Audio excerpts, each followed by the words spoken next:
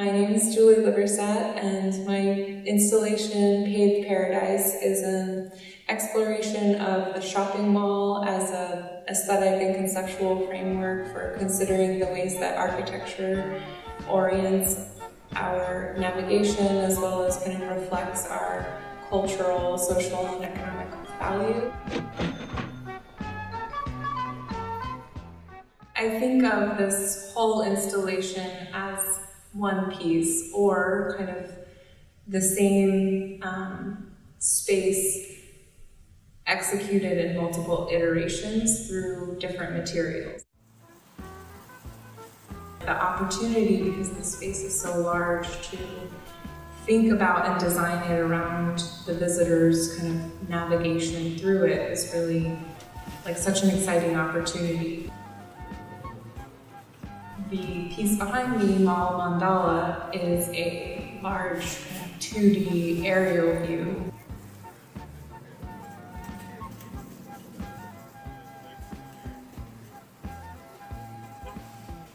Then I have these 3D renderings, one that's circling the mall, and then a video kind of driving through the parking lot at car level. And so the idea is that the viewer can pull that video up on their mobile phone and walk the maze around this pedestal that I'm sitting on. And the pedestal is sort of it has a 2D top, but it's three-dimensional, so it's kind of playing with, again, this illusion of perspective and space. And so I think the pieces are kind of providing multiple perspectives on the same space, and that's part of what I think is really at the heart of some of my kind of conceptual framework and investigations, is thinking about how technology changes the way that we navigate and can kind of view and conceive of ourselves in space.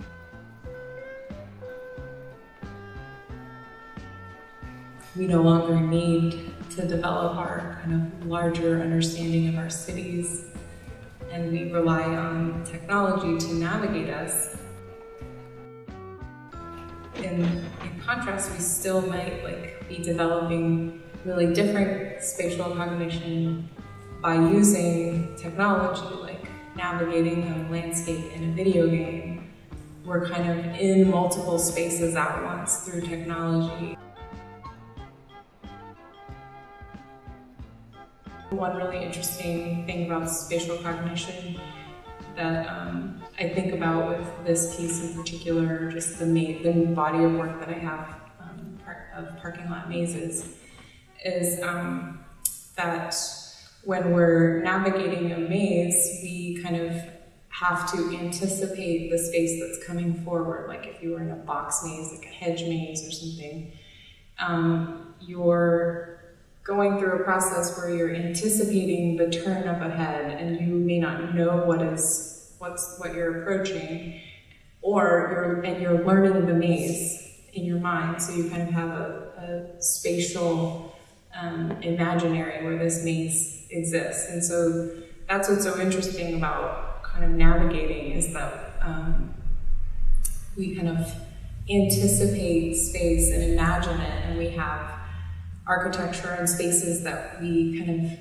navigate in our dreams through video games. And then, I think there's multiple virtualities in that kind of experience of space. And that's what's really interesting to me, to make a sort of virtual version of the piece, or a physical two-dimension version, or sort of a really big and a really small version, so that you're kind of in relationship to your body, you're thinking about how your perspective kind of changes, and the different mediated devices that we use to look at space are kind of changing the ways that we conceive.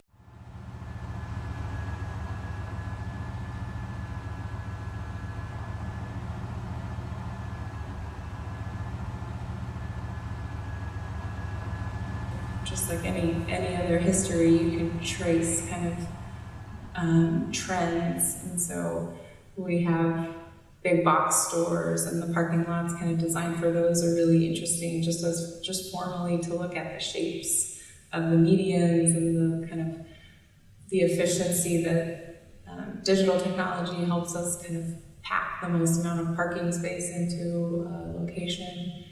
And so it's kind of interesting to think about making this 3D rendering, because I modeled it after this sort of architectural rendering where you're showing off a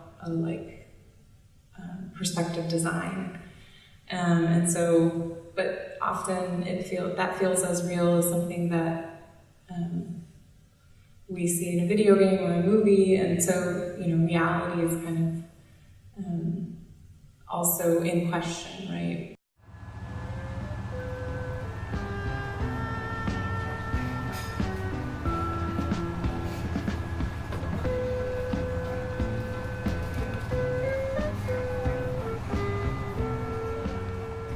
In some ways, the world is very small, but in others, it still is like full of multiple locations, but all of those locations are starting to look the same, right? Because the suburbs throughout America are almost identical. All these shopping malls and all these big box stores are identical. So it's really easy to get lost because there's no identifying features in a landscape.